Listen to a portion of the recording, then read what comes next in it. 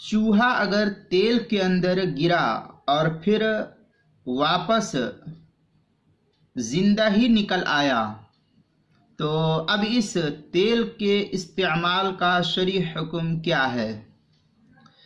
जवाब,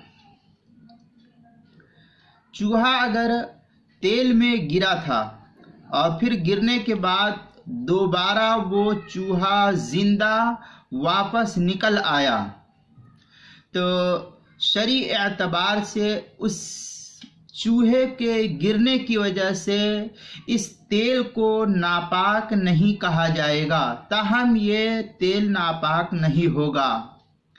लेकिन उसके इस्तेमाल को फुक़हा किराम ने मकरूह लिखा है, इसलिए इससे परहेज करना चाहिए।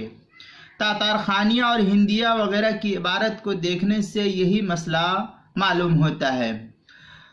चुनांचे लिखा है तातार खानिया में, फारतुन उखरिजत मिन हब्बिन औ जर्रतिन वही हय्यतुन युकरहु, इसके तहत जो है नकल किया है। इस इबारत को मज़ीद वजाहत के साथ जो है हिंदिया के अंदर तातार खानिया में बड़ी लंबी इबारत है, तफसील वहाँ देखेंगे तो ये मिलेगा।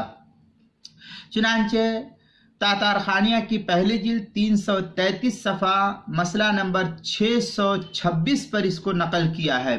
फतावा हिंदिया की पहली जिल्द सफ़ा 24 पर, किताबुल मसाइल पहली जिल्द 131 और 132 सफ़े पर इन तमाम कुतुब के अंदर इसको नकल किया है, वहाँ देख सकते हैं।